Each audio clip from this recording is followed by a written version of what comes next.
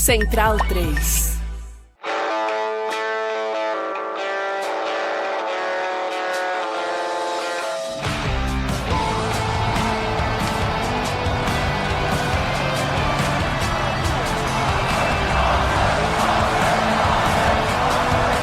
Fala pessoal, estamos no ar com mais uma edição do podcast Meio Campo, a edição de número 240 que a gente grava nesta quinta-feira, logo após o fim da primeira rodada da Copa do Mundo de 2026. Todo mundo que tinha que estrear já estreou, exceto o Cristiano Ronaldo. Nós não combinamos isso de fazer esse podcast logo depois da primeira rodada, mas casou perfeitamente, né? Porque a gente pode fazer um balanço dos primeiros jogos de cada uma das seleções lá na América do Norte, Felipe Lobo. E eu vou dizer, pelo que eu lembro das outras Copas do Mundo, das mais recentes, né, 14, 18, 22, eu acho que essa é a que está tendo os melhores jogos no geral, né? A gente demorou até ontem à noite, né, o Gana e Panamá, foi o primeiro jogo, assim, realmente ruim, né? O primeiro jogo que você realmente... O celular se tornou muito atrativo durante aquele jogo, mas foi basicamente o penúltimo jogo da fase de grupos, né? Achei que todos os outros foram bastante movimentados, pelo menos, né? Para discutir questão técnica, tática e tal, mas pelo menos teve chances de gol para os dois lados, os jogos mais abertos do que eu me lembro em Copas do Mundo. Eu lembro especificamente de 2018, quando a gente fez o nosso almanac lá no antigo site, que um dos pontos de discussão era a dificuldade que os times tinham de quebrar as defesas adversárias, né? E nessa Copa do Mundo isso está sendo mais tranquilo, porque os jogos estão sendo bem abertos, pelo menos nessa primeira rodada. Pois é, bom, salve, salve, amigos, amigas. Eu achei... É surpreendente pensar que é uma Copa de 48 seleções e acho que era natural de se imaginar que a gente teria alguns jogos ruins e meio que tá contratado e que uma Copa você sempre vai ter alguns jogos ruins, né? Não tem jeito. Sim.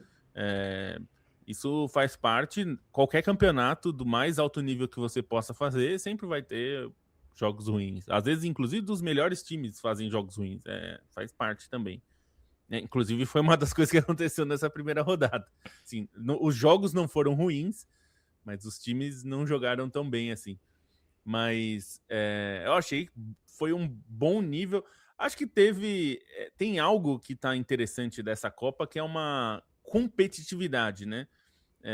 Eu até vi algo que as pessoas talvez tenham falado de orelhada. Eu não fui muito a fundo para ver quem que estava inventando isso ou só tirando da cabeça. Que falam, Curaçao, mas também são amadores. Não são amadores, a gente falou aqui, são jogadores de ligas profissionais, ligas menores, segunda divisão, às vezes holandesa, ou ligas periféricas, mas são profissionais.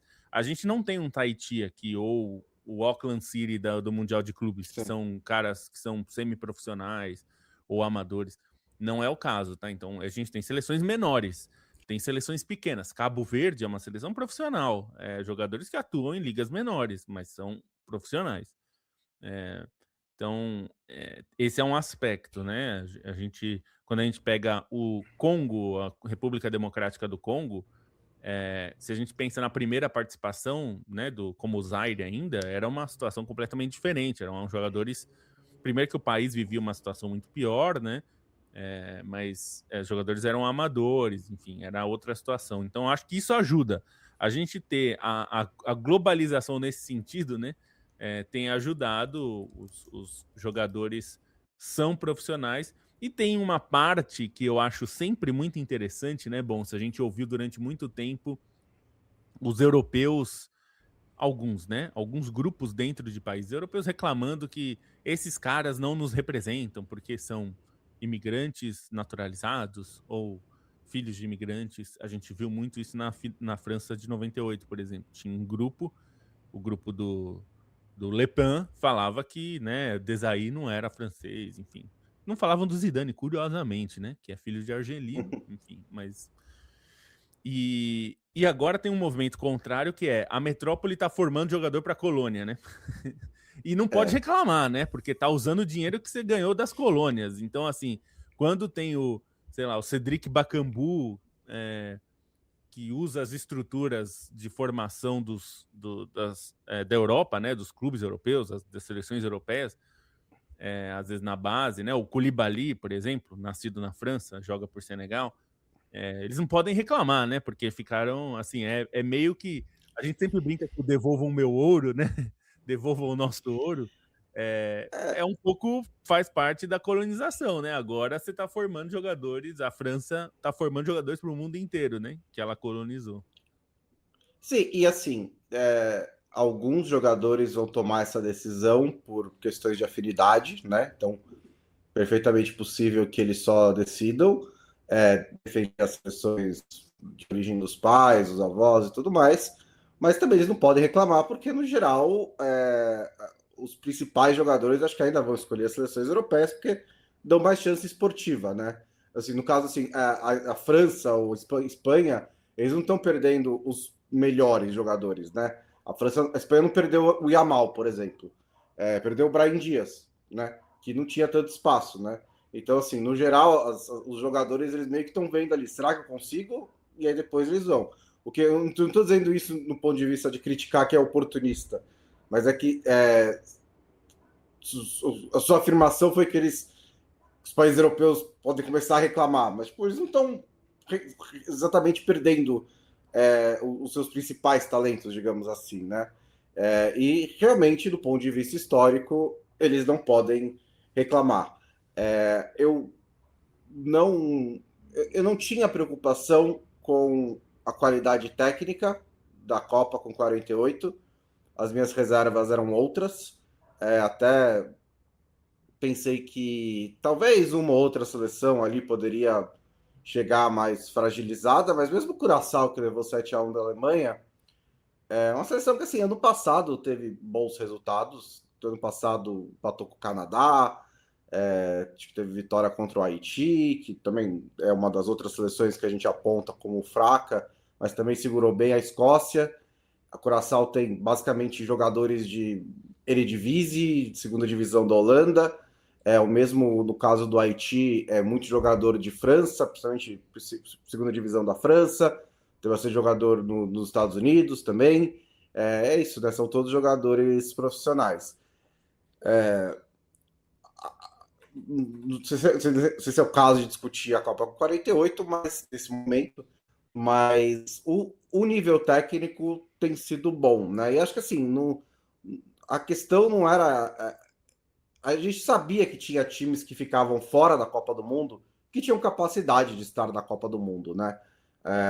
Nota de corte, de tipo, pode jogar na Copa do Mundo, eu não sei exatamente onde que é, mas claramente havia, né? Principalmente no continente africano, que a gente sempre falou bastante sobre como tinha poucas vagas e as eliminatórias são muito brutais e tudo mais, mas enfim, acho que essa primeira rodada de Copa do Mundo mostrou isso muito bem, né? A gente teve ótimos jogos, bastante gente conosco por aqui, Felipe Lobo, nessa manhã de quinta-feira, o Igor de Freitas mandando um bom dia, Rafael Montanaro também, dizendo que o negócio começou ruim para a Península Ibérica e realmente começou.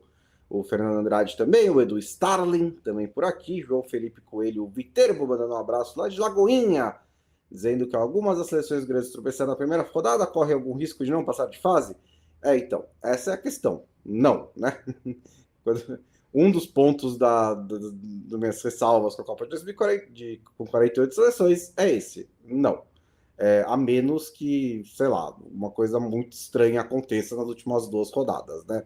Mas uma seleção com 3 pontos e um bom saldo de gols, 4 pontos, se classifica. Então, mesmo Espanha e Portugal, que tropeçaram na primeira rodada, se eles ganharem um jogo dos últimos 2, eles estão provavelmente classificados. Então, essa é uma questão para. Essa é uma questão que eu critico nessa Copa do Mundo. Felipe Lobo, vou aproveitar. Em homenagem aos Estados Unidos, o país sede da Copa do Mundo, eu fiz um power ranking das principais seleções da Copa. o que eu chamei de campeãs do mundo plus, né? Campeãs do mundo mais a Holanda e Portugal. E aí acho que a gente pode passar por esse Power Rank e a gente consegue falar de todas as principais seleções. Então, em último lugar, 10º lugar, a Itália, né? E depois da Itália, Portugal, que estreou jogando contra a República Democrática do Congo e acho que fez a pior atuação de todas essas seleções, né? Assim, no geral. O resultado não foi bom. Para compilar esse Power Rank, eu juntei resultado com adversário, com expectativas, e acho que Portugal, que chegou como uma das principais favoritas, entre as minhas 4 principais favoritas, pegou um adversário qualificado que tem um sistema defensivo muito forte, mas a atuação foi muito ruim. E acho que em parte dá para dizer sobre sistema, sobre um Portugal que esteve bastante estático em campo, e tem a questão do Cristiano Ronaldo, que basicamente está naquele negócio de tem 2 times em Portugal, né? Você tem o time que defende, que faz transição, que tenta criar, e aí o Cristiano Ronaldo, se a bola chega nele, ele participa do jogo. Se a bola não chega nele, ele não participa do jogo.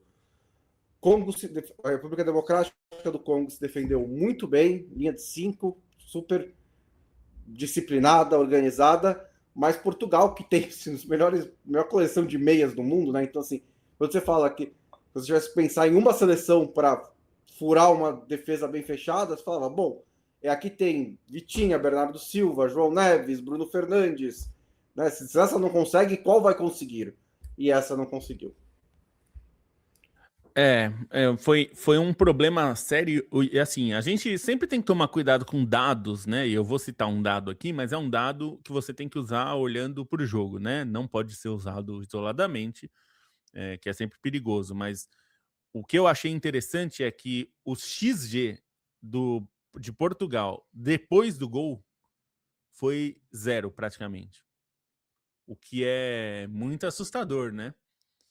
Se a gente olhar, pensar no jogo, é claro que a gente, assistindo ao jogo, deu para perceber que Portugal criou muito pouco, né? Teve chances, nenhuma chance clara, né? Tirando o próprio gol, nenhuma chance muito clara, rondou um pouco ali, mas isso, eu acho que esse é o pior, assim.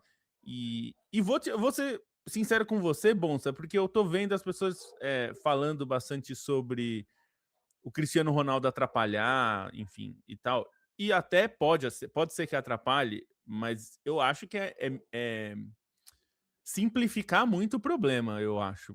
Porque uma coisa seria ele atrapalhar porque ele não consegue fazer as arrancadas, porque o time joga em função de arrancadas, ele não consegue.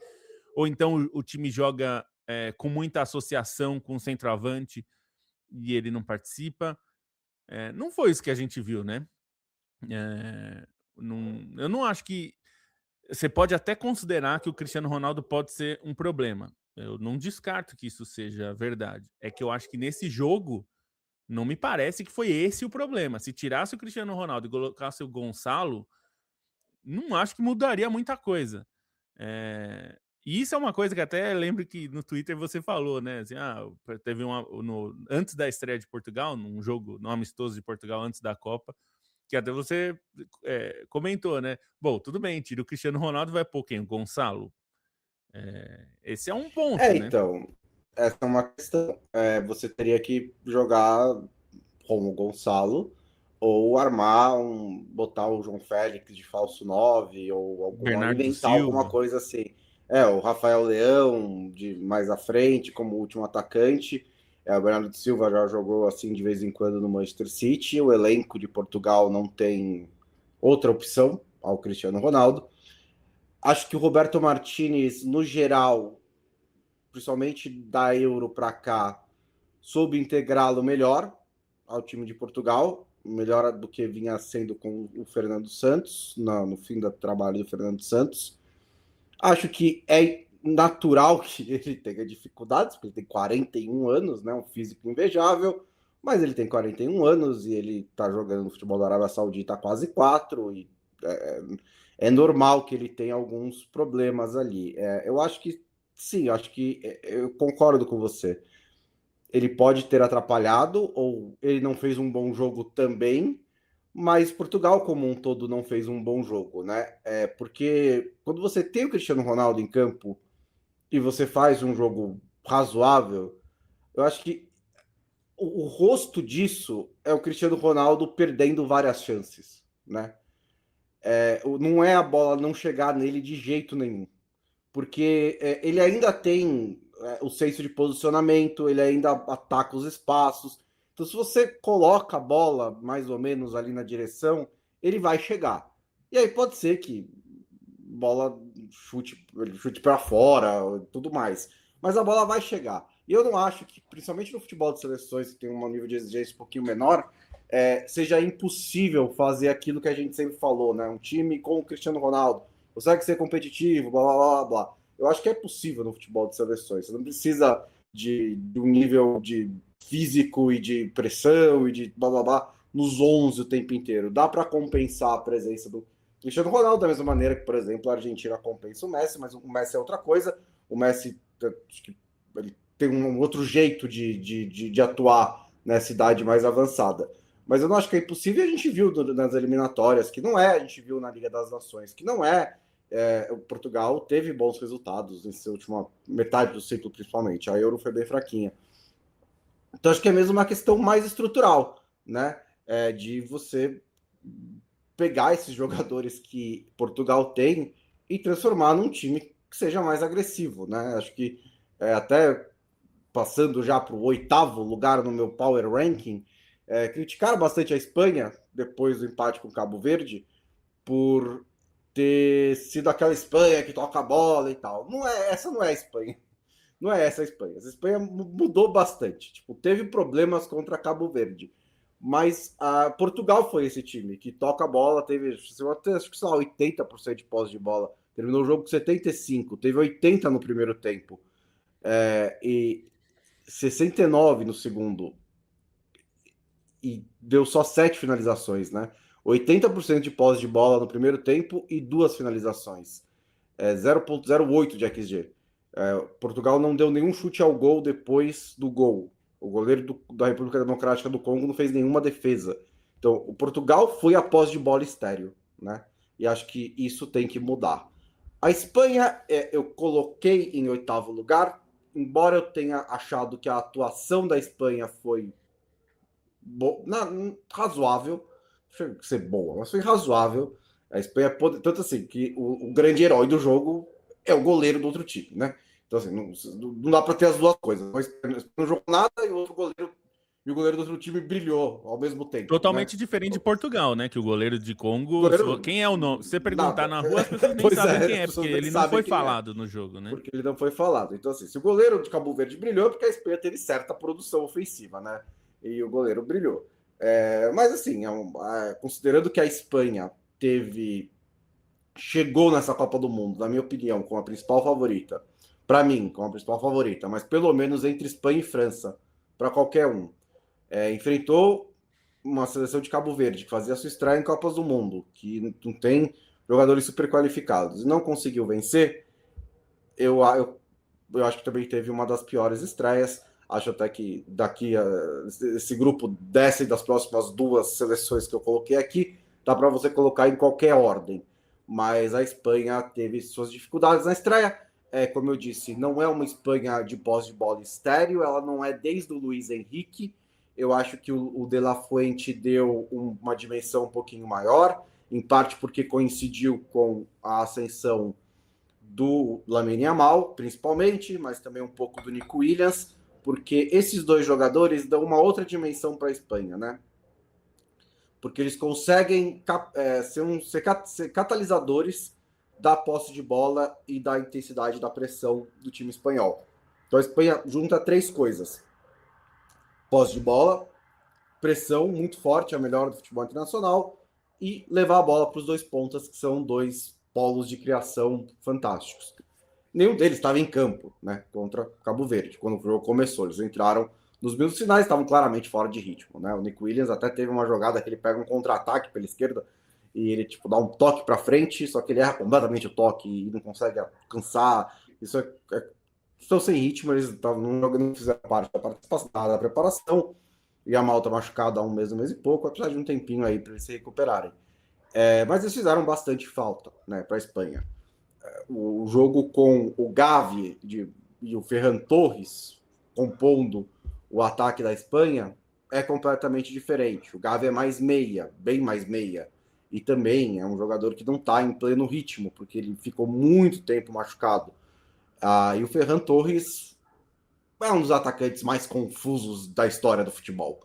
Eu fico muito confuso com o Ferran É um Torres. dos atacantes da história do futebol É um mundial. dos atacantes da história do futebol. Porque você olha para os números dele, às vezes você fala, nossa, bom atacante. Aí você vê o cara jogar e você fala, pera, como.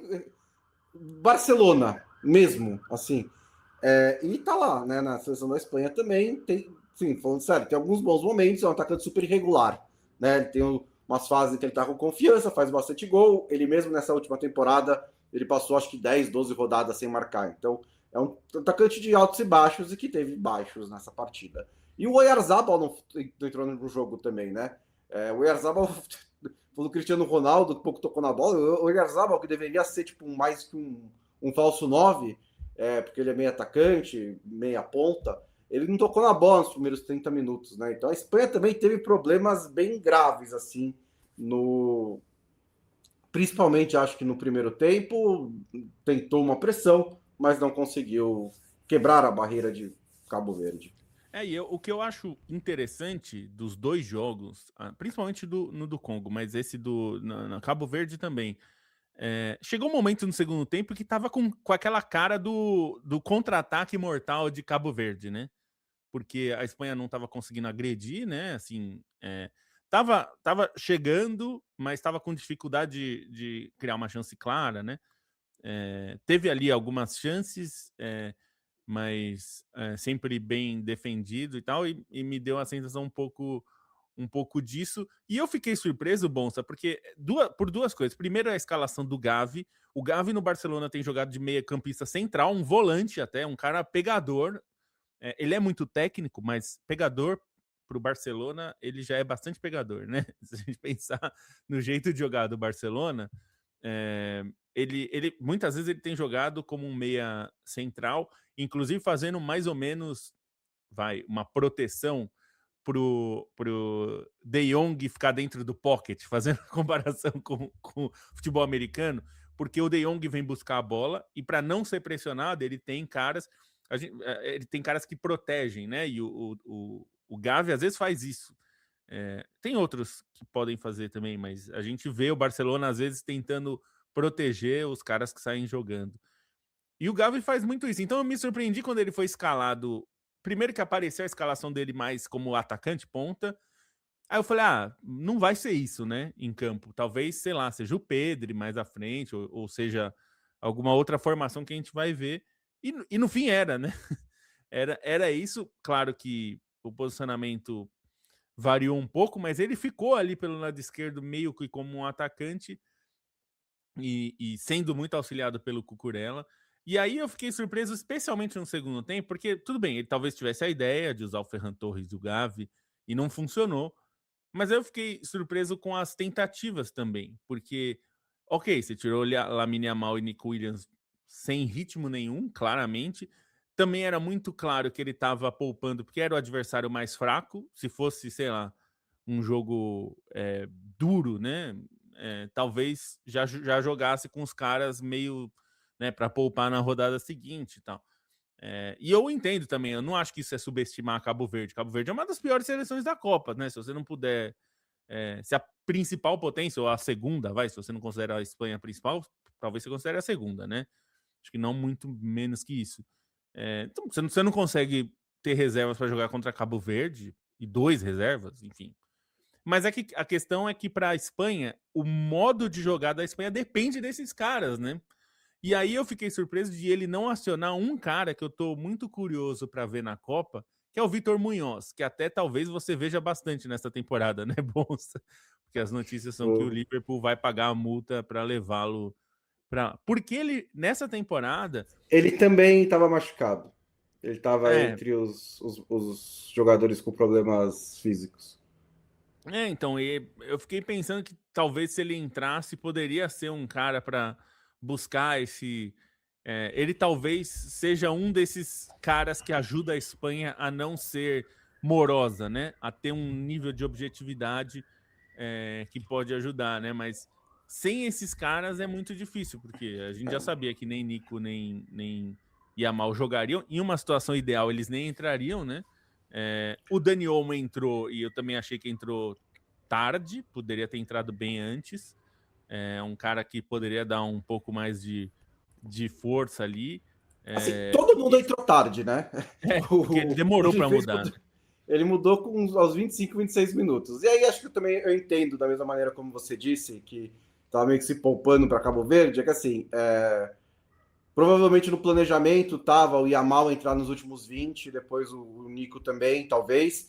E aí ele viu que o jogo estava empatando, ele podia ter feito outras substituições antes, né? Como, por exemplo, entrar com o Baena, o Pino, ou algum outro jogador ali de lado que pudesse ter entrado mais cedo para a Espanha ter mais opções pelos lados, porque não estava funcionando.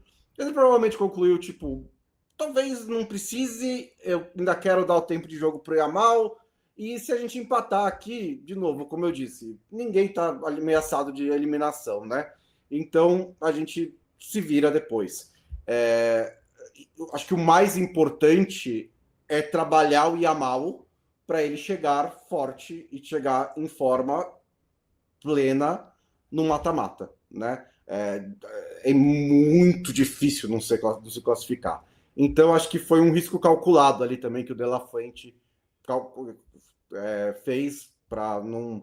Porque aos 15 eu já teria trocado, ou no intervalo que seja, já teria trocado o Gavi e o Ferran Torres. E aí, se o Yamal não aguenta 45, vai com o Pino. Só que aí, se você coloca o Pino e o Baena, por exemplo, aí depois não dá para colocar o Yamal e o Nico também, né? 20 minutos depois. Você vai ter, tipo, uns 4 atacantes. Mas, tipo, então você meio que meio Tá que teve dizendo que que não dá manejar para ali. jogar com 4 atacantes nessa aí? Não dá, é impossível. Então ele teve que manejar ali. Então, assim, no geral, assim, acho que a atuação da Espanha foi razoável, não foi boa. Não foi a atuação pura, não foi das piores da primeira rodada da Copa do Mundo, mas pegou um adversário muito menos qualificado e não conseguiu vencer. Então eu coloquei ali. Mas eu repito, essas três, essa Espanha e as próximas duas, eu acho que daria para colocar de qualquer maneira. A minha sétima é o Uruguai, que eu até pensei em. Quase coloquei um pouquinho mais à frente, porque acho que o Uruguai assim, amassou a Arábia Saudita, Nossa, amassou. mas então a atuação foi boa do Uruguai, acho que não tem tantos problemas de atuação, mas já é uma seleção que não cheguei super confiante e empatou com um time que também é bem fraco, né? Que é a Arábia Saudita, né? Então, assim, eu coloquei a frente da Espanha porque a Arábia Saudita ainda é melhor do que Curaçao. E os dois times tiveram E volume Cabo de Verde, né? jogo, né? Do que Cabo Verde, exatamente, do Cabo Verde. Desculpa. Então, os dois times ainda tiveram, tipo, volume de jogo, tiveram criação e tal, não conseguiram a vitória, mas o Uruguai, assim, realmente amassou a Arábia Saudita, poderia ter arrancado a vitória no fim. Perto do que eu esperava, do que eu estava nas expectativas para o Uruguai. Eu até fiquei um pouquinho surpreendido. Eu já falei, tipo, ok, eles estão bem, porque toda a passagem do Bielsa pelo Uruguai tem sido bem conturbada, né? Você nunca sabe direito o Nossa, que vai acontecer. turbulentíssima, né? É o auge da caixinha de surpresas, né? Assim, qualquer jogo começa e, tipo, qualquer coisa pode acontecer. Mas no geral, eu achei que eles tiveram uma atuação bem razoável, mais pro fim do jogo. Acho que os momentos deu algumas dificuldades ali com a Arábia Saudita, que é basicamente uma Arábia Saudita bem envelhecida, né? Que não tem nada de muito interessante, E sem os caras mas segurou. na plena forma técnica, né, Bonsa? Porque esses caras, boa parte deles em 2022 era titular dos clubes e agora não é mais, né? Porque a Arábia Saudita fez esses investimentos e tal. Ou esses caras saíram dos clubes grandes e foram para os clubes menores, ou Uhum. ficaram no banco nos clubes grandes, enfim. Então eu acho que a Arábia Saudita é até pior em forma técnica do que estava em 2022, que os caras estavam muito em forma ali. Muitos deles Sim. jogando, tinha uma base do Al Hilal, né? Vamos lembrar que o Al Hilal da Copa, da Copa de 2022 que chega, né? A base do Al Hilal tinha muito entrosamento e tal. Não tem isso hoje. Mas também achei que o Uruguai foi bem dentro das possibilidades. Eu vou comparar com a estreia de um outro país que não está nesse grupo, né? Mas que é o Canadá. Se o gol do Canadá sai antes da Bósnia, o jogo é 4-1 para o Canadá. Eu acho que para o Uruguai é mais ou menos a mesma coisa. Se sai o gol do Uruguai primeiro, um abraço. É que a vida é assim, né? Se o gol não sai, a situação complica e é mais difícil mesmo, porque o adversário ganha confiança, as coisas se complicam, enfim. Tem tudo isso. Mas eu não achei ruim também a estreia, não. Acho que fez o que tinha que fazer, pressionou, criou chances. Poderia ter feito mais um gol, pelo menos. Então, não acho preocupante para o Uruguai, especialmente por esse contexto que você falou, que a gente viu jogos bem ruins do Uruguai no ciclo. Esse não foi um deles. O Uruguai é um time das estrelas do Brasileirão, né? Toda hora saiu um novo, assim. Vai o Canóbio, aí vai entrar, sai o Vinha, e tem vários jogadores, né, que jogam aqui no futebol brasileiro, nessa seleção do Bielsa. Em sexto lugar, na minha lista, o Brasil, Felipe Lobo. Principalmente acho que pelo segundo tempo, que foi bem melhor do que o primeiro, no geral, solidez defensiva, né, da seleção. E acho que, assim, de todas as seleções que não tiveram uma estreia positiva, o Brasil enfrentou o adversário mais difícil, né? Assim, acho que sem nenhuma dúvida. E ainda saiu com empate, teve um gol do Vinícius Júnior. Acho que, como eu disse, se você quiser colocar, sei lá, a Espanha nesse lugar e botar o Brasil para baixo, eu acho perfeitamente razoável também, pelo nível de atuação. Mas eu acho que o Brasil teve uma estreia bastante complicada, que foi melhorando ao longo do jogo. O Ancelotti foi tirando jogadores do banco, foi tentando fechar alguns buracos, e acho que o Brasil terminou o jogo um pouquinho melhor. Não foi a atuação que todos esperavam, mas e acho que ele precisa pensar em fazer mudanças para as últimas 2 rodadas. Mas o adversário do Brasil era muito, muito forte, e acho que isso ficou muito claro para todo mundo que assistiu ao jogo. O Brasil, assim, eu sempre coloco uma ressalva. O ranking da FIFA não é absoluto para determinar força dos times, tá? Isso é óbvio. Mas o Brasil é o único cabeça de chave que enfrentou um adversário do top 10 do ranking da FIFA. O mais próximo disso foi a Inglaterra com a Croácia, porque a Croácia está bem próximo, 11ª ou 12ª. Está quase no top 10, mas não está. Então eu acho. E eu acho que isso é fácil, não é uma coisa de ranking. Eu acho que o ranking da FIFA melhorou nos últimos anos, eles mexeram bastante nas formulações ali. Eu acho que hoje é mais razoável. Antes tinha muitos os leões de amistosos e tal, que pontuavam muito, e hoje tem muitos atenuantes ali que impedem que esses caras Os pontuem europeus muito. basicamente não fazem amistoso mais, né? Também tem isso. E tinha seleções na época, por exemplo, a Grécia fazia amistoso e ficava num ranking alto, e aí o time da Grécia era fraco, enfim. Hoje. Aliás, eu vi no Twitter ontem um americano, claro, né, dizendo que as transmissões deviam colocar o ranking da FIFA no placar para você saber se o time é bom ou o time é ruim, né? E o que eu pensei é que, assim, as transmissões têm tipo de 2 a 3 pessoas que têm especificamente essa missão. Que vai falar, esse time é bom, esse time é ruim, esse jogo é equilibrado, esse jogo não é equilibrado. Chama, né, comentaristas, né? Tudo que a gente está fazendo aqui. Eu entendo, porque ele é americano, né? Tem a coisa de rankings e tal muito forte. Eu até entendo, eu acho que não faria mal colocar na escalação, por exemplo, não no placar, que eu acho que não precisa no placar, né?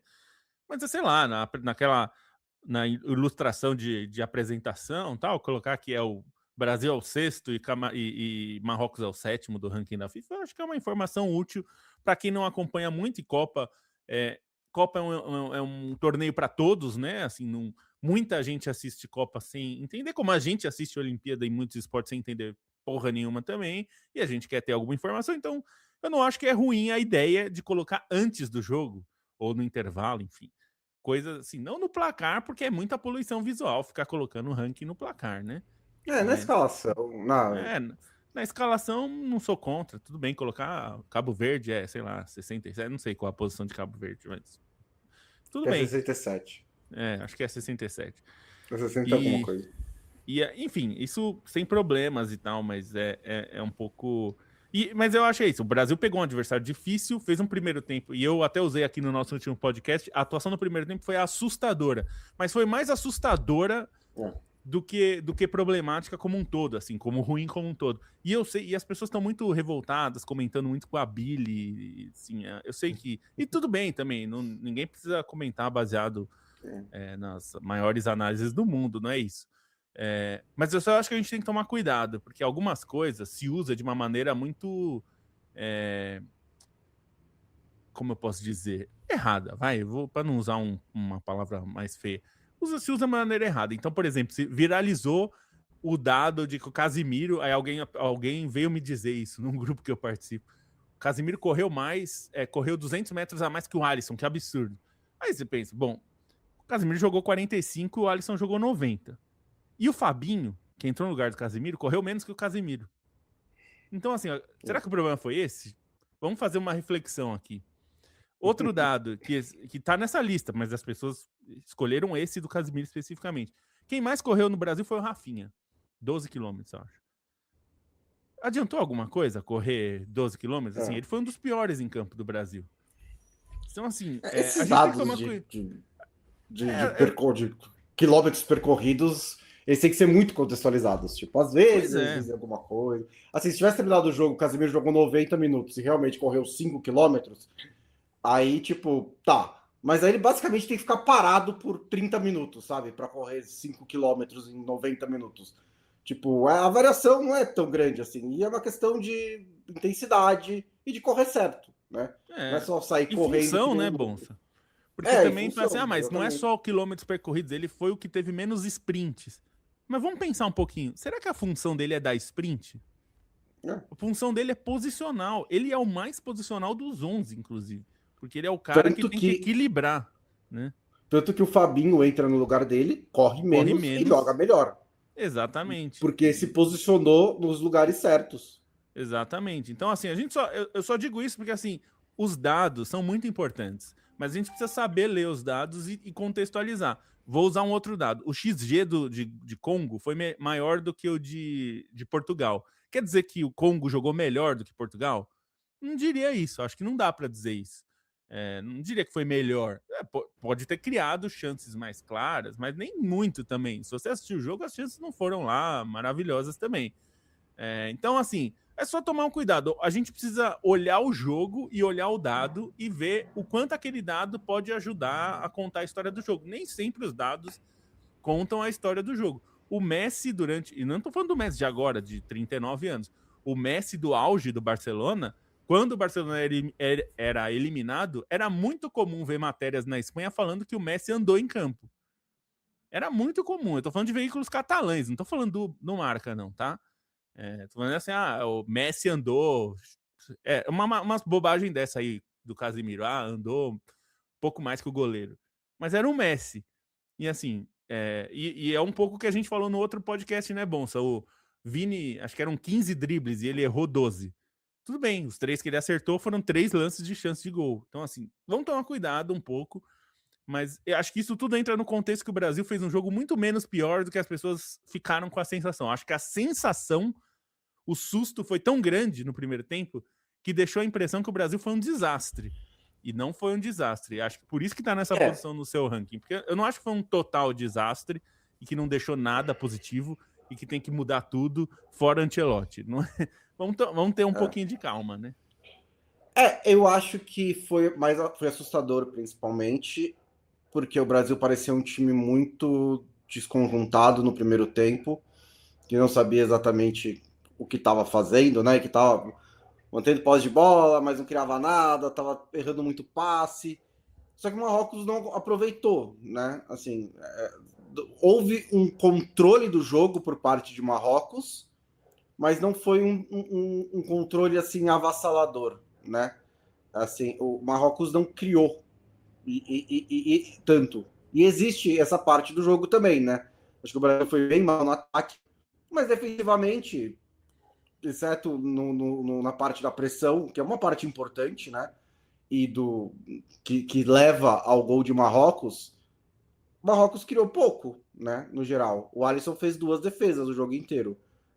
E assim, ele realmente. Eu sei que vocês têm problema com o Alisson e tipo, o Alisson não faz defesas difíceis. Precisam chutar a bola pro gol dele, senão ele não consegue fazer, né? E é melhor quando não chutam, né? A ideia é essa. E é melhor quando não chutam. É muito engraçado, porque essa coisa com o Alisson surge da época do Tite, em que o Brasil era tão bem organizado defensivamente que a bola basicamente não chegava, né, pro Alisson. E aí, quando chegou na Copa do Mundo, em momentos equivocados, não tinha muito que ele podia fazer. Mas então, assim, o Marrocos não criou grande coisa ao longo do jogo, exceto, assim, teve algumas oportunidades, mas não foi uma avalanche de Marrocos. O Brasil ficou lá. O Brasil teve problemas estruturais nessa partida, principalmente de meio campo, de pressão, teve algumas coisas bem graves. Mas acho que defensivamente, no geral, foi ok, né? E foi até bom, porque pegou um time bastante qualificado e limitou a uma quantidade razoável de chances. No ataque, realmente foi bem ruim. Assim, no ataque, se não é aquele lance do Vinícius Júnior, eu realmente não vejo como o Brasil teria feito o gol, porque teve muito pouca criação. Até depois teve um jogo do Paquetá, no segundo tempo foi um pouquinho melhor, mas no geral, ofensivamente, o Brasil foi E bem acho que mal. a perspectiva ficou melhor depois dos outros jogos, né, Bons? Sim, Oi? Ficou. vendo que Espanha, Portugal, muita gente sofreu, né? Assim, não foi. E meio que faz parte. Eu acho que tem um componente que as pessoas não gostam muito, e eu sei que assim, teve um componente emocional no jogo do Brasil. Esses 30 minutos de terror tem um componente emocional, claro. O Ibañez, por exemplo, foi uma opção que fazia sentido do ponto de vista físico. Acho que o Ancelotti optou muito pelo físico, ele é um cara muito físico. Sentiu o jogo, ele sentiu o jogo. É muito claro que ele sentiu o jogo. Ele errou todos os botes. Aliás, ele deu bote quando não era para dar, né? A bola caía no lado dele, ele tinha que cercar e ele já saía dando bote, tomando drible, o que complicava muito a defesa, né? Então, e ele dá o passe. De novo, o jogo contra a Croácia em 2022, a gente falou, foi um erro coletivo. As pessoas gostam de pegar no pé só do Fred, o Fred errou, mas é um erro coletivo. O Pedro recebe, faz o passe onde não deve, aí o Fred vai fazer a pressão que não deve, enfim, desencaixe. O lance do gol de Marrocos é isso. Marrocos deixou o Ibañez jogar, porque o Ibañez estava errando muito, estava muito nervoso, então não tinha pressão na bola no Ibañez. A bola do Ibañez estava solta. Só que, claro, os outros estavam todos marcados. E aí ele força o passe no Paquetá, que está marcado por 2. O Paquetá domina mal a bola, então também teve um gesto técnico que ele errou. Aí o Brasil perde a bola, contra-ataque. Na hora que o Amrabat aciona o meio, que está o Brahim Dias, não tem uma pressão imediata, né? Alguém para fazer uma falta, para, enfim, pressionar, tentar fazer o passe dele sair ruim. E aí o passe sai redondo. E aí, de novo, sai redondo no meio dos zagueiros. Um ficou olhando para o outro sem saber de quem era, porque ele estava no meio dos dois. Nenhum dos dois conseguiu fazer se posicionar para evitar. O Alisson sai do gol de uma maneira que não precisava. Enfim, então tem vários erros e é tudo cascata. Vocês veem que um erro leva a um outro erro, que leva a um outro erro, que leva a um outro erro. E aí sai o gol. Então, eu acho que tem questões que tem que ser trabalhadas e tudo, mas, por exemplo, o Ibañez não vai jogar. A próxima vai ser o Danilo. Muita gente queria tirar o Casemiro. Eu acho que ele não vai tirar o Casemiro e eu acho que seria um erro tirar o Casemiro agora. Talvez, se o Casemiro mostrar que aquilo é o novo Casemiro, ok, ainda não é o caso, né? E até o Bruno Grüniger tá falando do contexto da liga, tal. Eu entendo que a liga dele é fraca, o do Ibañez, ele joga na Arábia Saudita, mas ele também não joga de lateral, né? Porque como zagueiro contra o Egito ele foi bem. Então também tem isso, né? O Ancelotti quis apostar nele como lateral e ele foi bem como lateral em 2 amistosos, mas não é a posição dele também e, enfim, foi uma aposta que não deu certo, né? Faz parte também. Mas não acho, é isso. Não foi um desastre o Brasil, assim. Parece que foi muito pior do que foi.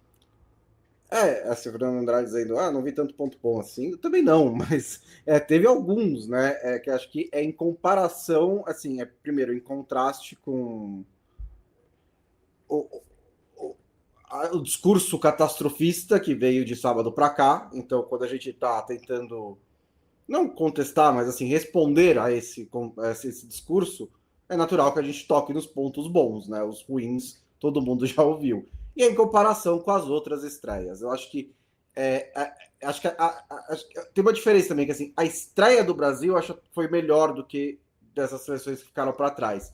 Eu acho que a perspectiva delas ainda é melhor que a do Brasil na Copa do Mundo, né? Isso é exclusivo da primeira rodada. Mas acho que a perspectiva de Portugal e Espanha ainda é melhor. E tem parte do que diz o Danilo na entrevista de ontem, que essas seleções construíram identidades, né? Para o bem ou para o mal. Elas têm. Até uma dos comentários nossa, imagina se o Brasil perde de Cabo Verde, ou empata o Cabo Verde, o mundo ia acabar. E, tipo, primeiro, você checou os jornais espanhóis, você acha que eles ficaram satisfeitos com o empate de Cabo Verde? Segundo, a Espanha é a atual campeã europeia, né? Eu acho que é perfeito, que dá para você, sem muita dificuldade, enquadrar esse jogo como tipo, putz, não deu nada errado hoje, não deu nada certo hoje, foi um tropeço, a gente tava sendo nosso principal jogador, tipo, não precisa queimar o De La Fuente numa fogueira, né? Assim, acontece, vamos seguir em frente, pode ser que a Espanha não faça um gol na Copa do Mundo, mas ela traz um pedigree, ela traz um trabalho de muitos anos até, de, sei lá, 8 anos, que está consolidado. Então, às vezes, dá uma pane na máquina, é uma coisa. O Brasil não tem isso, né? Então, quando o Brasil chega na Copa do Mundo e mostra um time desorganizado, como mostrou no primeiro tempo, assusta mais porque tá. Então, a gente realmente não conseguiu trazer um time para a Copa do Mundo, né? Que já esteja pronto ou próximo de pronto. Então, será que o Ancelotti vai conseguir arrumá-lo até o momento em que precisar? E assim, a questão é que eu respeito o Haiti, respeito a Escócia, mas eu não vou ter certeza se o Ancelotti arrumou o time mesmo até o mata-mata, né? E aí pode se chegar lá e falar, tipo, putz, não arrumou. Aí a gente tá voltando para casa bem rápido. A gente vai descobrir, né? É que eu vi coisas tipo, nossa, se o Brasil pega essa Inglaterra, vai ser destroçado. Se o Brasil pegar a Inglaterra, vai ser lá pelas quartas de final, no mínimo. E se chegar até lá, as coisas são completamente diferentes já. Porque se chegou até lá, é porque o time conseguiu engrenar alguma coisa, achar caminhos. Então, assim, a gente tem que tomar cuidado com essas coisas super definitivas na primeira rodada. E para as coisas positivas, eu vi bastante coisa até. Eu vi o Douglas Santos foi muito melhor que o Alexandro, foi seguro no lado mais difícil, no lado mais perigoso de Marrocos, né? Eu acho que a zaga foi bem, especialmente pelo alto, não teve problemas. Por baixo também não, mas por alto foi muito testado, tentaram muito inversão ali. A zaga foi bem. Acho que o Matheus Cunha não pode ficar fora do time. Ele entrou e ele dá muito vigor físico e passe. Ele dá muito passe. Isso que muita gente acha, tá faltando alguém que dá o passe. O Matheus Cunha fez isso várias vezes ao longo dos jogos que ele foi titular e quando ele entrou também. Achei que o Vinícius Júnior chamou a responsabilidade, que era tudo que falavam que ele tinha que fazer. Ele chamou a responsabilidade. Aí as pessoas falam, mas ele errou 15 dribles. Quem erra 15 é porque tentou 15, né? Então, e vai errar sempre mais, a gente já falou. Então, eu acho que tem pontos positivos aí. Eu acho que tem problemas do Rafinha, enfim, de todo o ataque. O Igor Thiago foi muito ruim, o meio-campo foi muito ruim, o Casemiro foi muito mal. Mas eu acho que tem correções e para mim o ponto as correções são mais fáceis de fazer do que parece, assim. Acho que tem coisas que e eu acho que o Ancelotti, sendo quem ele percebeu isso, né? Assim, muitos times dele, e eu acho que a entrevista do Danilo, para pegar um gancho do que o Bruno Grüningen falou aqui, que ele achou a entrevista horrível do Danilo. Eu não sei exatamente por quê, Bruno, pode comentar aí. Mas uma das coisas que eu achei interessante da entrevista do Danilo, e eu acho que isso ele certamente conversou com o Ancelotti, ele deu uma palhinha assim que eu acho que ele está preparando o público. Que ele falou: olha, essa coisa de Espanha e Argentina e França, enfim, são times mais preparados, identidade e tudo, talvez vai ter momentos que a gente vai ter que dar um passo atrás e marcar mais atrás, ter uma linha defensiva mais baixa. Eu acho que isso aí ele está preparando o público, porque os times do Ancelotti fazem isso. Assim, se você não está tão acostumado, não lembra, ou enfim, os times do Ancelotti, o Bonsa falou isso aqui faz uns 2 programas, o Ancelotti não faz a pressão do Klopp. É o contrário. A pressão do Klopp era um antídoto para os times do Ancelotti. Ele sofria contra times que faziam isso. Os times dele não fazem esse tipo de engine press. Nunca fizeram. Nenhum time dele fez isso. Sim. Então talvez ele esteja vendo que esse time do Brasil, e esse time do Brasil não faz isso, mas tenta fazer um tipo de pressão que talvez ele perceba que não funciona. E ele viu isso no Real Madrid. O Real Madrid aconteceu isso. Ele precisou dar um passinho atrás porque o Real Madrid não conseguia pressionar, porque furava muito a pressão. E aí prejudicava muito a marcação. Então, e eu acho que quando o Danilo vai para a entrevista e fala isso, eu acho que isso é porque está sendo uma coisa conversada lá dentro e talvez a gente precise dar um passo atrás e marcar mais. E vou dar um exemplo. A Argentina não faz isso. A Argentina não faz engine press. E não é um problema, não é que eles jogam na retranca por uma bola, não é jogar com linha mais baixa, não é jogar na retranca. A gente tem que tomar um pouco de cuidado também, né? Mas a Argentina tem um meio campo melhor, né? Então eles conseguem controlar o jogo e criar chances. Tem a ideia de controle no meio campo, né? Que a E nossa tem a ideia ideia não de é controle. essa, é acionar a ponta, né? A gente quer acionar os pontos, não quer controlar no meio campo. Porque quando controlou no meio campo, com o Tite, como era chamado o time? Burocrático. Lento. E cadê os dribles? O jogador não tem liberdade para driblar. Lembra que falava? Fica preso à ponta. Sim. Então, assim, a gente precisa tomar cuidado. O que a gente quer? A gente quer controle? Controle exige paciência. Paciência, passe curto, achar espaço. Isso muita gente não gosta. No Brasil, então, nossa. Vamos passar para a próxima seleção. Em quinto lugar, coloquei a Holanda, um pouquinho à frente do Brasil, até porque eu acho que hoje, se Brasil e Holanda se enfrentarem, se vocês se enfrentam no mata-mata logo depois dos seus primeiros jogos, a gente aponta a Holanda como favorita contra o Brasil, né? Pelo menos ligeiramente. Acho que também pegou um adversário complicado, né? Marrocos e Japão estão entre os melhores times fora de Europa e África do Sul. Acho que fez um bom jogo, principalmente no segundo tempo, né? O primeiro tempo foi bem travado, bem estudado, como dizem os outros. Mas no segundo tempo, acho que a Holanda estava mais no controle das ações do que o Japão. O Japão conseguiu reagir, conseguiu buscar o empate nos minutos finais. Mas eu gostei da estreia da Holanda, que tem uma excelente defesa em nomes, né? Um bom meio-campo. O ataque peca um pouquinho, mas no geral é um time ali também que não é que ele está muito tempo nesse mesmo trabalho do Koeman, né? Mas ele começa lá atrás, sai, veio o Van Gaal, faz a última Copa, mas o Koeman volta, então tem certa sensação de continuidade, né? É um time que foi recebendo gente nova, né? Principalmente a primeira passagem do Koeman era muito... O Memphis era muito importante, agora ele tá um pouquinho passa de lado, chegou machucado, mas talvez até entre, porque o ataque é o lugar em que acho que a Holanda tem um pouquinho menos ali de qualidade, de jogadores realmente de altíssimo nível, mas eu gostei da atuação da Holanda. Acho que a Holanda foi um time que fez um dos melhores jogos, né, dessa primeira fase. Acho que junto com o jogo da Inglaterra e Croácia, esse Japão e Holanda foram os dois melhores, né, em jogo, em alternativas. Os dois times têm recursos. E assim, a rigor, Bonsa, como time, o Japão também é mais pronto que o Brasil hoje. Acho que individualmente é pior, mas como time é mais preparado hoje. Tem uma ideia de jogo mais clara e executa melhor. De novo, até lá, se chegar Brasil e Japão, ou Brasil e Holanda, pode ser que o Brasil tenha uma perspectiva diferente, enfim. Mas como time são mais prontos e a Holanda eu acho que tem talento, tem mais talento.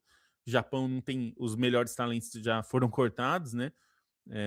Por lesão, mas é um time que tem bons jogadores, não são grandes talentos, mas são bons jogadores. Então, acho que a Holanda fez uma boa estreia diante de um adversário difícil. Acho que esses foram os adversários mais difíceis, né, Bonsa? Marrocos, Croácia e Japão, pensando nos cabeças de chave, são os adversários mais difíceis, né, dessa primeira fase. Talvez.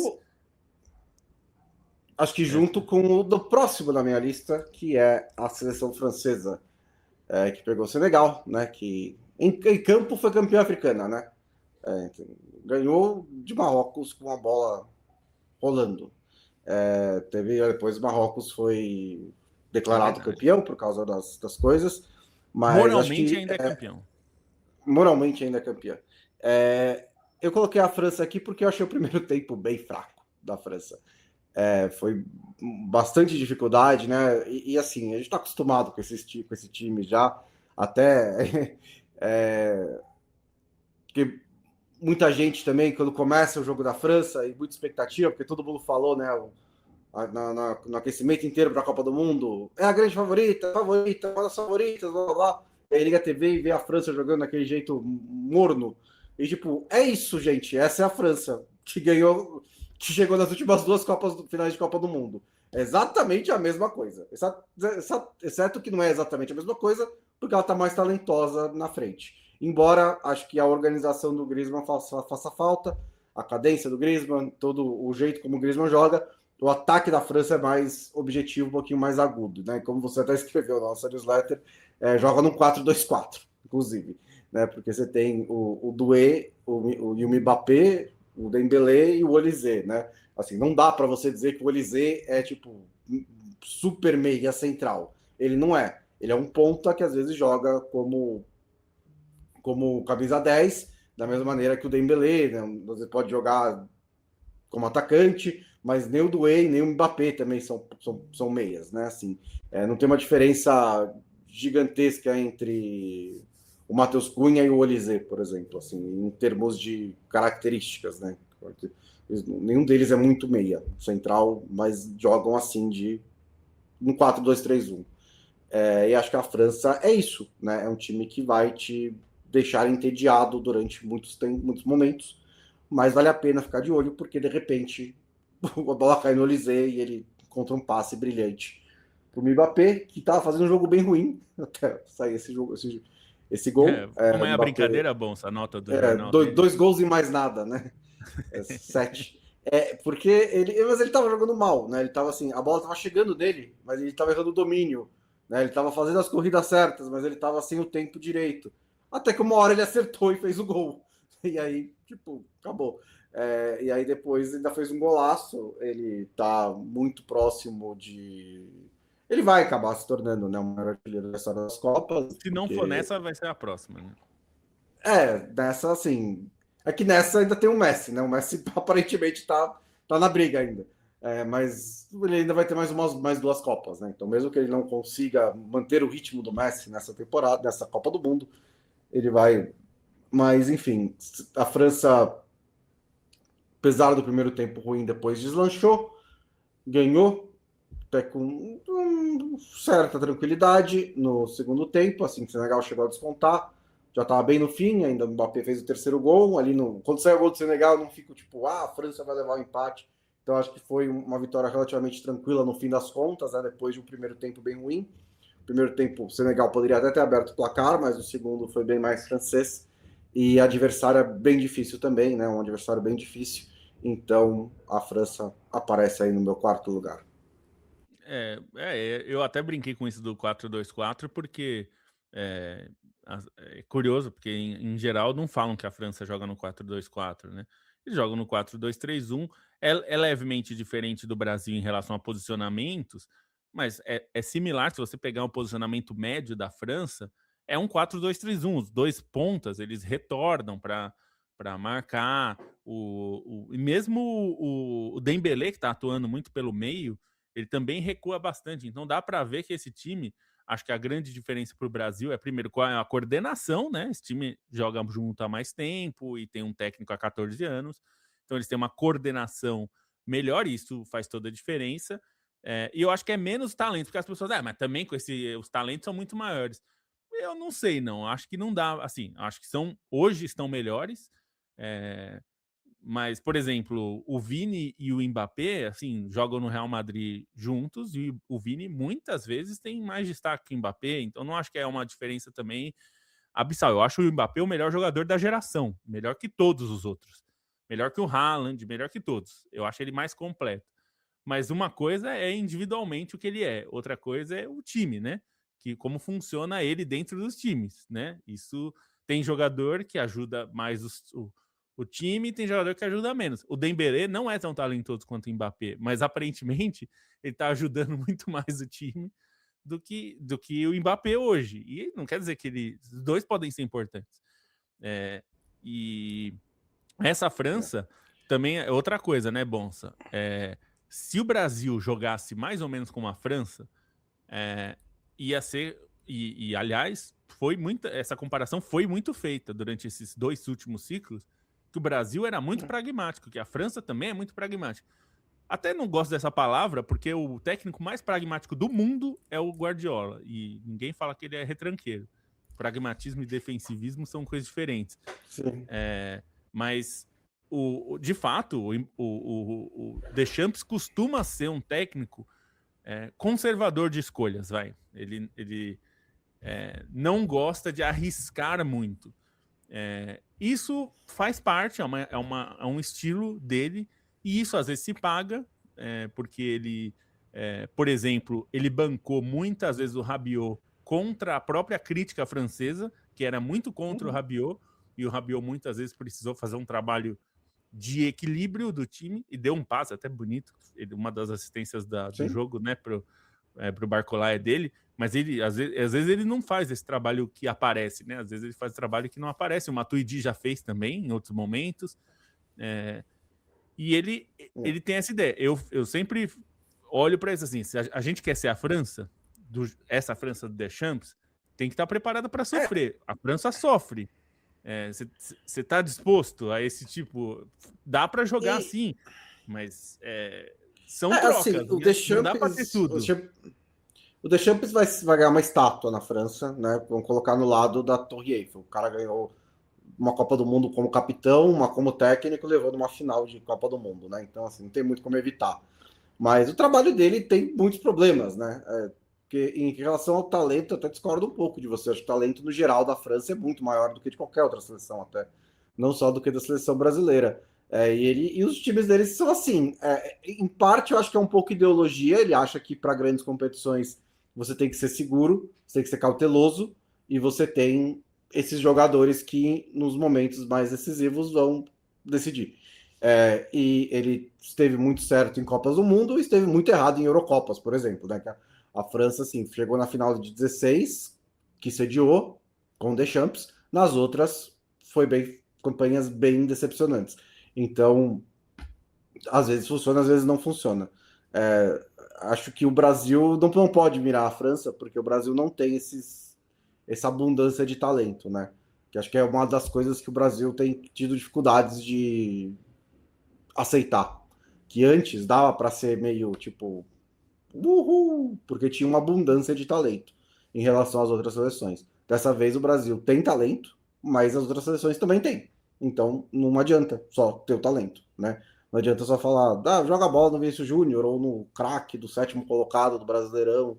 Os outros times têm jogadores bons também, alguns deles são jogadores melhores. Então é quem conseguir transformar esse talento no melhor time. Em terceiro lugar, e acho até que poderia colocar a França acima pela dificuldade do adversário, mas a Alemanha fez 7-1 na estreia, né? E acho que, considerando que foram as últimas fases as últimas Copas do Mundo da Alemanha,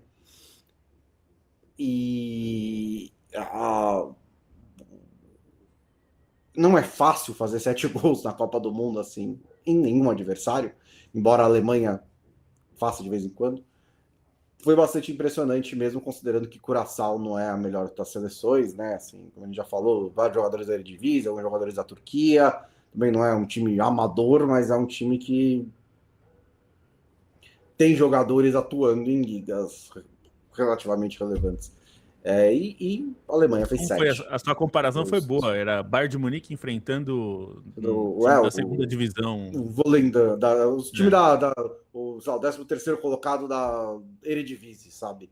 É mais ou menos isso, assim, o perfil do elenco de Curaçao.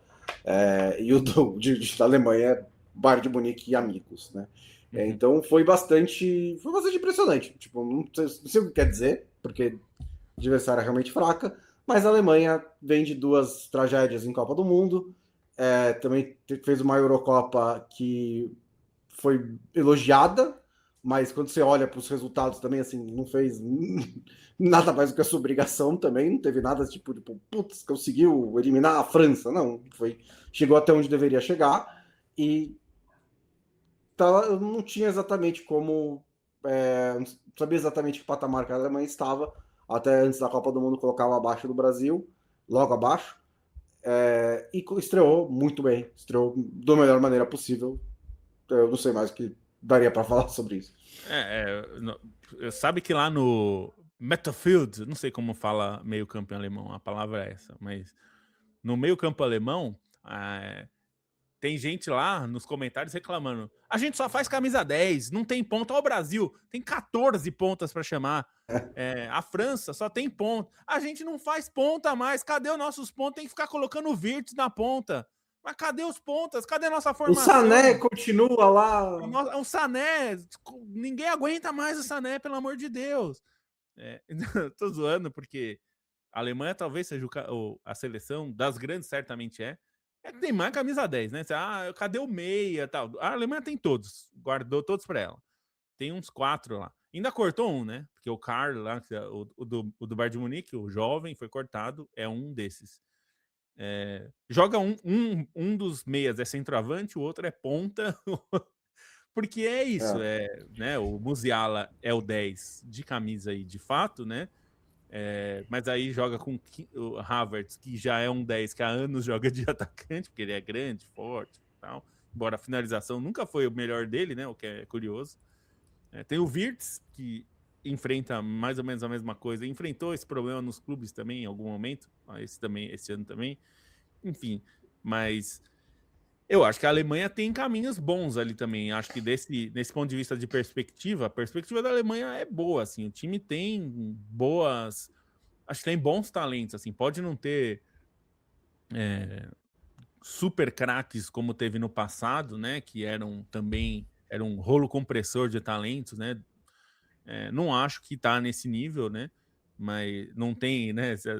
Pô, a gente tinha Klinsmann antes e tinha Gerd Miller e agora... Não tem. Esses caras não tem. Mas tinha o Matheus. Não tem o Matheus também. Mas tem caras bons, assim, tem para formar bons times, né? Sim. E acho que tem uma perspectiva boa. Assim, de novo, metade do time é o Bayern de Munique. Pois é. Eles estavam discutindo lá, uma das discussões era como que o Goretzka vai ser titular. No fim, ele nem foi o Mecha, né? O titular no meio campo. Mas eles estavam discutindo que, o Goretzka, será que ele pode ser titular? E a gente fica, Goretzka, eu acho ele meio bom, viu? Não sei, assim. Ele é meio bom. Mas é um pouco que a gente vê as discussões quando às vezes eu vejo alguém, agora na Copa é bem divertido ver isso, os veículos de fora falando sobre o Brasil, e eles ficam, como é que eles questionam o Bruno Guimarães, né? Os ingleses ficam, o Guimarães manda prender e manda soltar no meio campo do Newcastle e tal. E até o Fernando falou, ele não é redundante com o Casemiro. Ele não joga exatamente o primeiro volante no Newcastle, né? Tem uma coisa no Newcastle que é diferente, que ele tem o Tonali do lado, né? Que é um cara que nunca viu a Copa do Mundo, né? Porque é italiano, talvez nunca veja. Mas o Tonali, você tem um Tonali do seu lado, o Tonali, ele morde até a porta do vestiário, entendeu? Se você deixar. Então, é um pouco de... eu acho que é diferente, assim. E o time joga diferente, a pressão é diferente, o posicionamento é diferente. Acho que o Casemiro joga num pivô defensivo e o Bruno Bonsante. O Bruno Bonsante também joga pro ataque, mas o Guimarães, ele joga muito mais chegando na linha de frente do que na linha de trás, né? se a gente vê.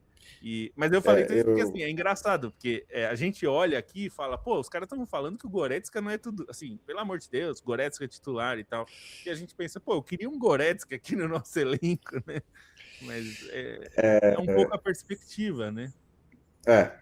Em segundo lugar, a seleção inglesa de futebol, e também acho que dá para colocar, se quiser, em primeiro, porque pegou uma adversária difícil e também acho que teve uma atuação bem interessante no segundo tempo. Acho que a questão com a Inglaterra era ser testada, né?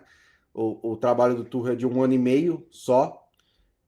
Ele pega, assim, também, ao contrário do Ancelotti, mas ele pega uma base mais bem montada do que o Ancelotti pega, né? Porque não é só uma questão de 1 ano e pouco pro Ancelotti, né? Que também ele pega nada, né? Assim, não exatamente nada, mas muito pouco, né? Que ele carrega dos outros treinadores, porque o ciclo do Brasil foi muito ruim.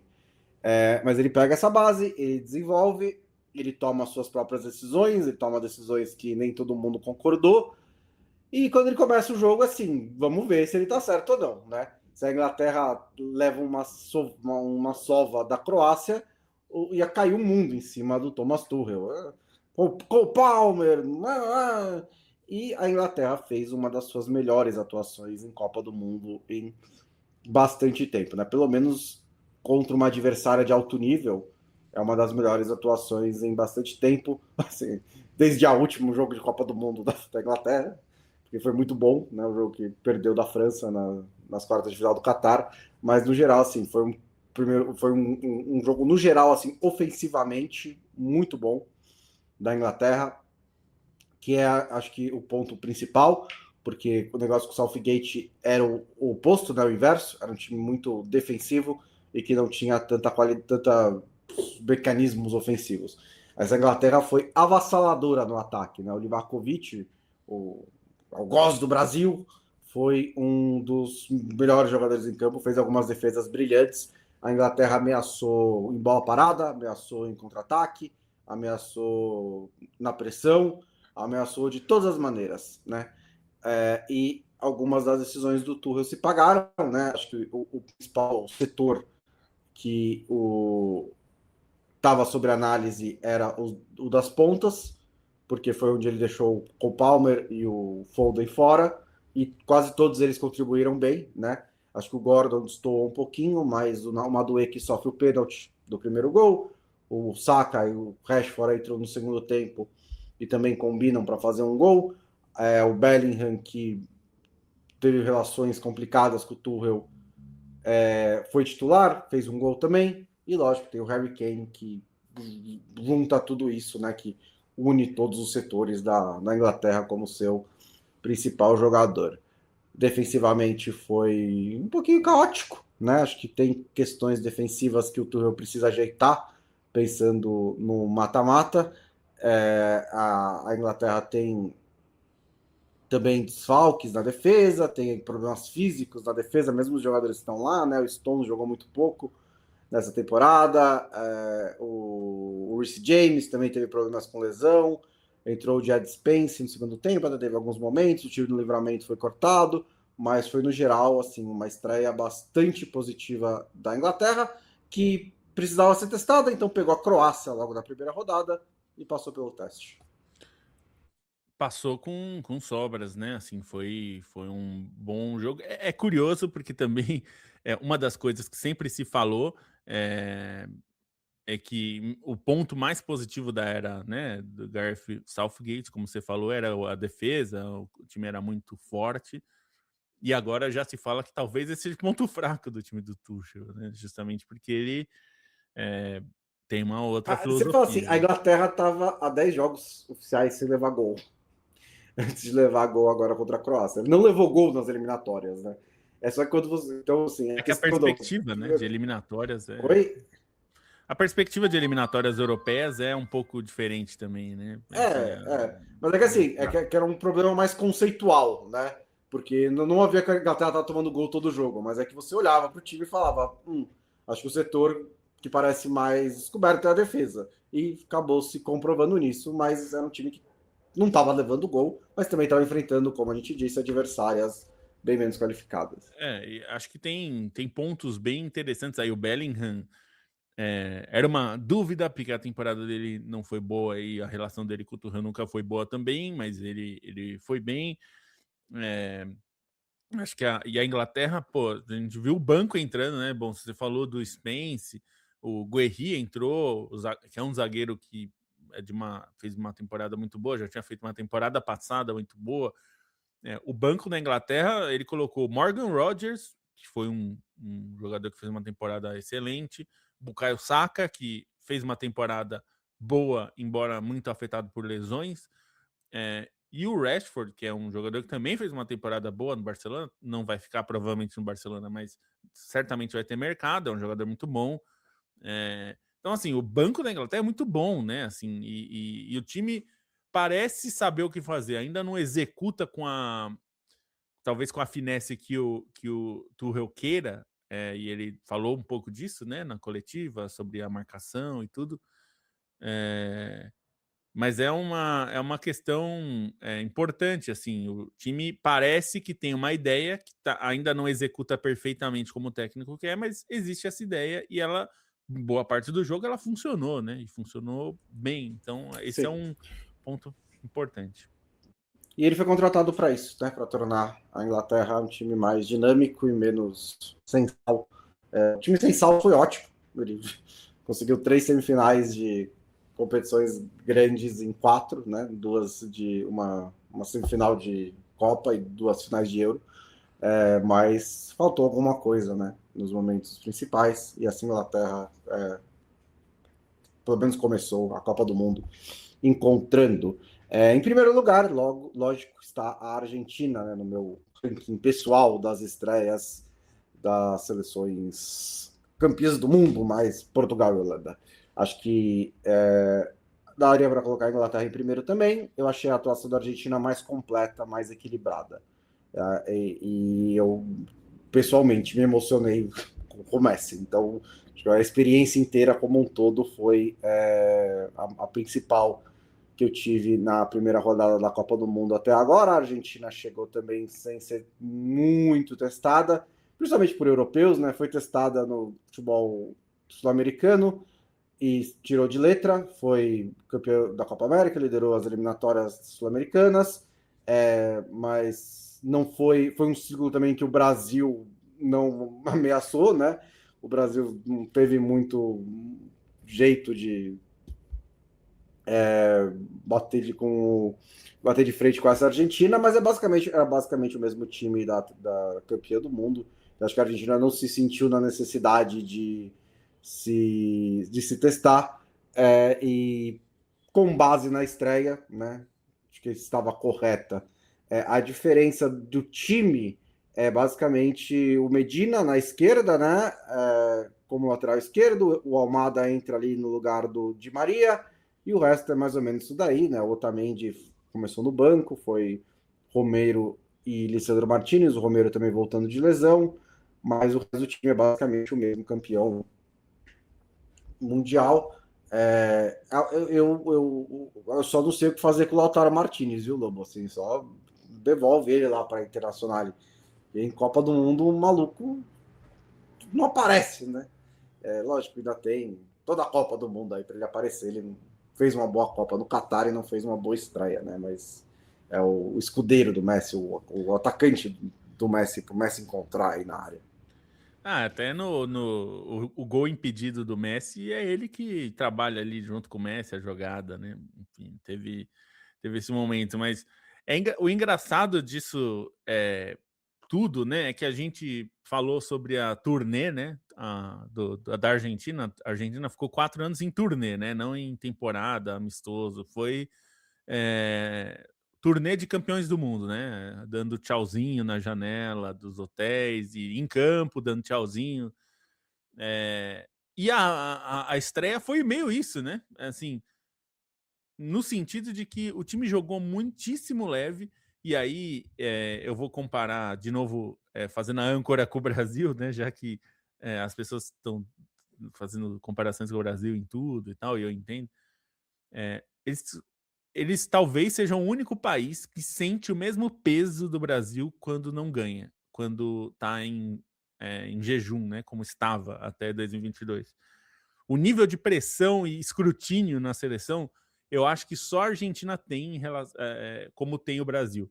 Acho que mesmo seleções potentes, mesmo a Itália, por exemplo, que está sendo detonada internamente, eu acho que o nível de pressão, eu acho que não é tão grande quanto o Brasil, 24 anos fora, sem ganhar a Copa. Eu nem sei o que aconteceria se o Brasil ficasse fora de uma Copa, é que agora essa possibilidade não existe mais.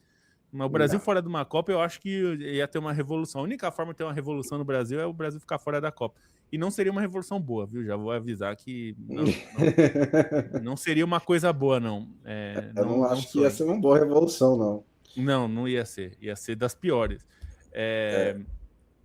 Acho que a Argentina tá tão leve e muito mais tranquila, mas ao mesmo tempo algumas coisas assim que eu acho bem curiosas e bem a nossa cara também, nossa cara sul-americana, mas principalmente Brasil e Argentina como potências.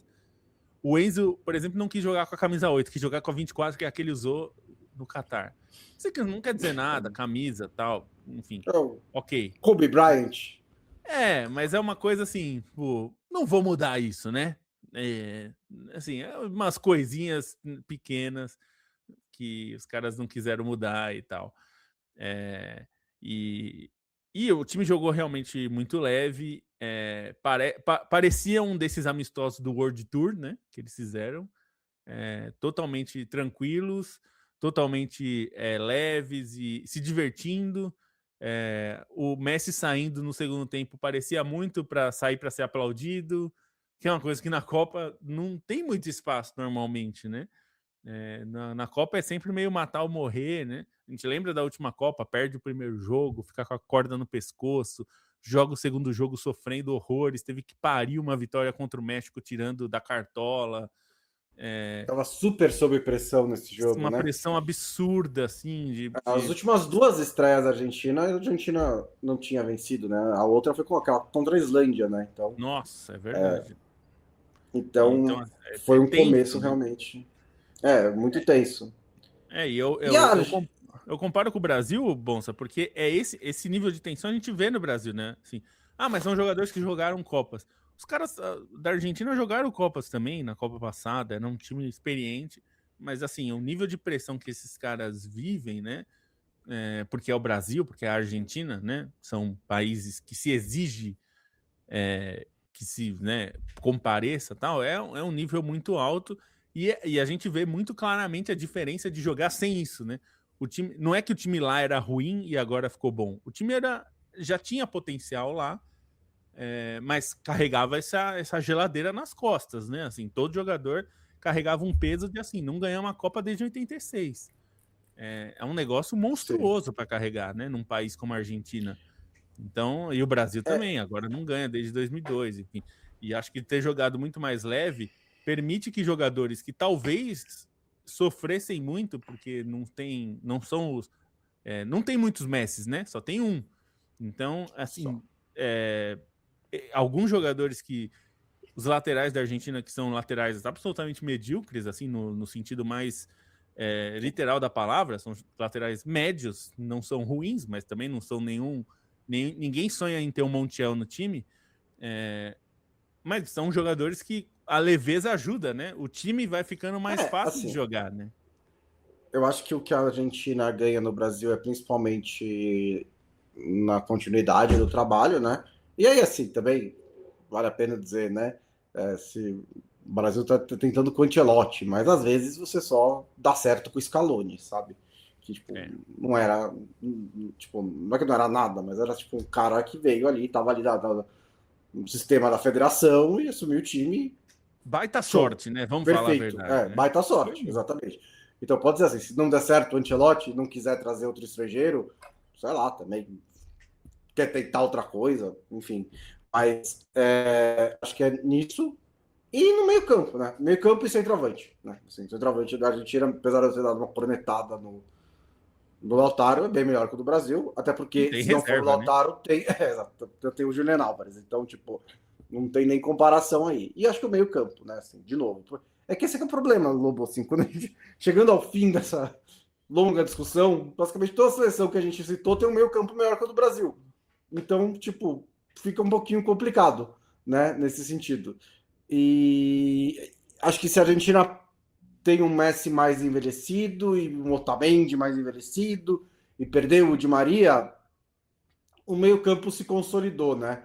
Não o De Paul, que saiu, foi para Inter Miami, blá blá blá, mas acho que Enzo e McAllister nesses últimos 4 anos, quando eles foram titulares na Argentina, no Catar, foi tipo, nossa, o, o Scaloni tá realmente tentando, fazendo coisas ali e tal. Foi meio que surpresas no time, né?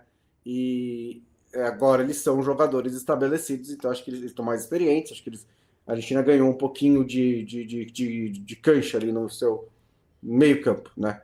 E acho que no geral continua sendo uma das principais favoritas ao título, né? Vou esperar um pouquinho também, que foi só um jogo, mas eu tinha colocado a Argentina num patamar ali entre Espanha e França e o resto, porque eu não sabia exatamente o que achar da Argentina, né? Mas ela jogou num nível de uma das principais candidatas ao título.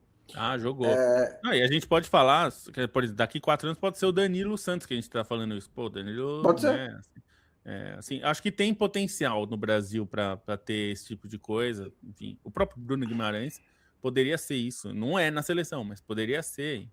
Tá?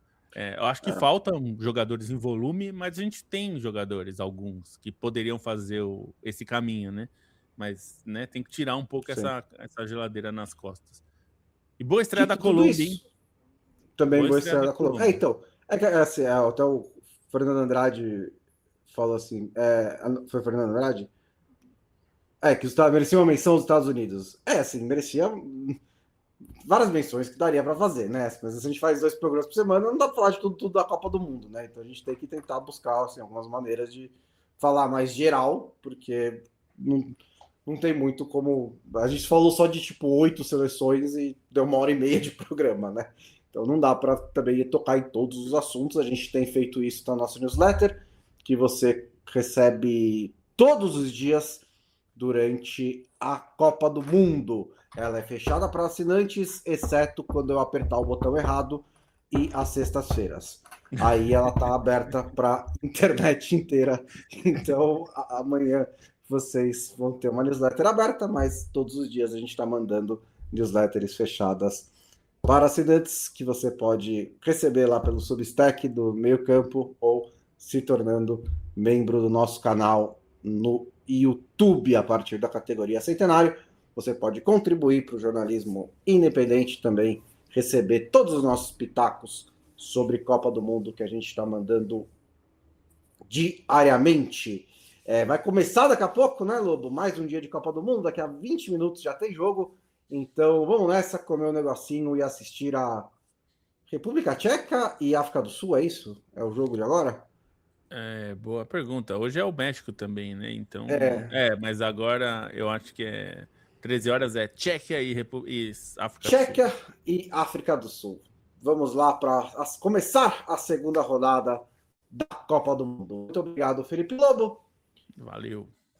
Muito obrigado a todo mundo que esteve com a gente. Nós voltamos na segunda-feira.